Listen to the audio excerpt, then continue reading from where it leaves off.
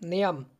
नंदिनी अपने बालों का जूड़ा बनाते हुए कमरे से बाहर निकली तो देखा आंगन में सास और दया चाची धूप में बैठकर बातें कर रही थी। उसे देखकर दया चाची ने कहा, नंदिनी, बहू तुम भी आओ, हमारे साथ बैठकर धूप में बातें करते हैं। नंदिनी ने कहा, नहीं चाची जी, मैं नहीं आऊँगी, आप लोग ही बातें करिए, मैं नहाने जा रही हूँ। नंदिनी की बात सुनकर दया जी ने कहा, तुम अभी तक नहाकर नहीं आई? 9 बज गए, इतना लेट क्यों नहाती हो? और किचन में बिना नहाए ही जाती है क्या? वह क्या है चाची जी, मैं नंदिनी अपनी बात पूरी करने वाली थी उससे पहले दया जी ने नंदिनी की सास से कहा, जीजी आप कुछ नहीं कहती, आप कैसे सब नियम भूल गई? ऐसे कैसे बहू बिना नहाए खाना बना लेती है, जबकि हमारे खानदान में वर्षों से परंपरा रही है कि बहू बिना नहाए किचन में ना जाए। दया चाची की बात सुनकर नंदिनी की सास ने मुंह बनाते हुए कहा, मैंने तो कहा था, लेकिन कोई सुने तब ना। आजकल की बहुएं कहाँ सुनती है। एक हम लोग थे जो सास की बातों को इतना कर इनकार करने की हिम्मत नहीं होती थी।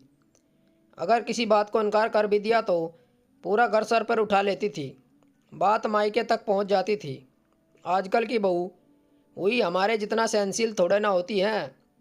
हमारे जैसी सास रहती तो यह सब ससुराल में टिक भी नहीं पाती। ऐसा कैसे नहीं सुनेगी? कल को मेरी बहू आएगी तब तो मैं उसे बिल्कुल भी अपनी नहीं चलाने दूंगी। आपने शुरुआत से ही छूट दे दी, इसलिए यह हो रहा है। दोनों की बातें सुनकर नंदिनी ने कहा, नहीं चाची जी, पहले मैं किचन में नहा कर जाती थी, लेकिन जब से बच्चा हुआ है तब से बिना नहाए जाती हूँ। अरे लेकिन तुम्हारा बच्चा तो 3 महीने का हो गया है, अब नहाने में क्या दिक्कत है?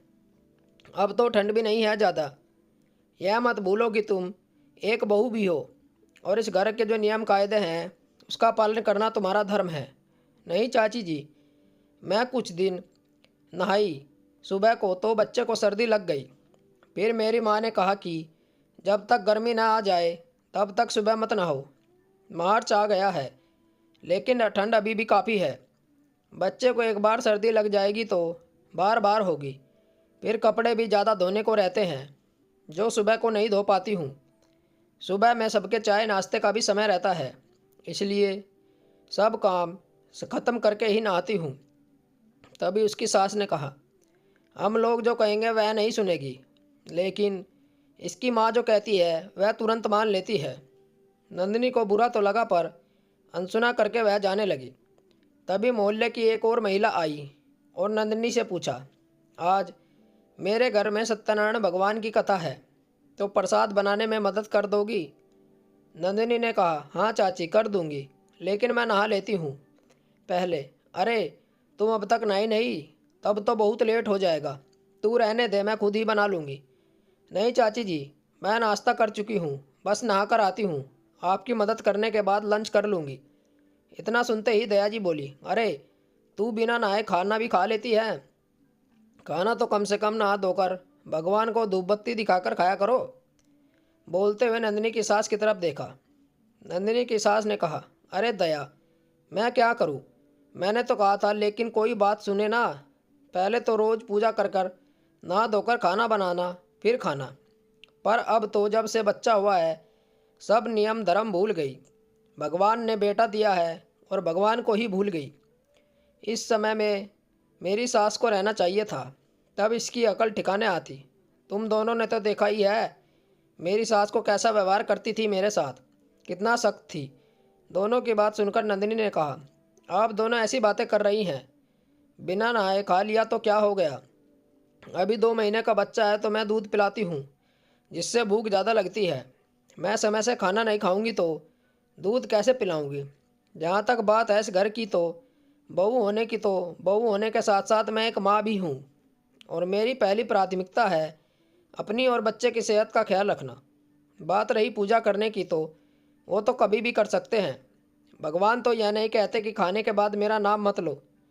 नंदिनी की बात सुनकर उसकी सास ने कहा, देख रही हो तुम लोग कैसे जबान चला रही है, ये बहू के लक्षण हैं।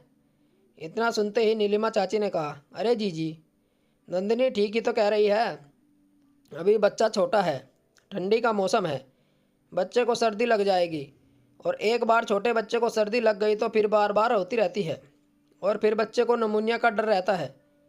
अभी बच्चे को संभालना ज़्यादा ज़रूरी है। वह समय से नहीं खाएगी तो बीमार भी हो जाएगी और बच्चे को दूध कहाँ से पूरा होगा। पूजा पाठ नियम धर्म करने के लिए तो पूरा जीवन पड़ा है। बात रही आपकी सास की तो इतनी बुराई मत करिए। आपको तो बहुत अच्छे से ख्याल रखती थी। जब आपके दोनों बच्चे हुए तो आपके तो 3 महीने तक कोई काम भी नहीं करने दिया था। वह गर्म स्वभाव की थी तो क्या हुआ, जब तक उनका वर्चस्व रहा घर में तब तक उनकी सभी बहुएं डरती थी, उनकी बात मानती थी।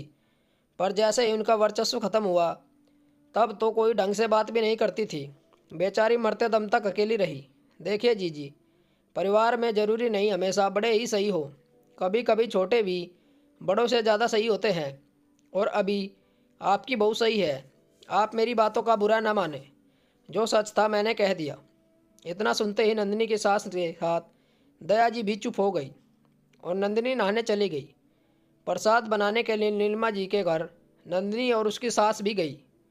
तब नीलिमा जी ने कहा, जी मुझे माफ़ करिए, मुझे लगता है बहू के सामने मैंने ज़्यादा ही बोल दिया। नंदिनी की सास ने कहा, नहीं नीलिमा, तुमने कुछ ज़्यादा नहीं बोला, बल्कि बिल्कुल सही बोला और मेरी आंखें खोल दी। दोस्तों, आपको हमारी कहानी ज़रूर अच्छी लगी होगी। चैनल को सब्सक्राइब करना न भूलें और अपनी राय कमेंट बॉक्स में ज़रूर दें। मिलते हैं एक और अच्छी कहानी के साथ। कहानी सुनने के लिए धन्यवाद। राम राम दोस्तों।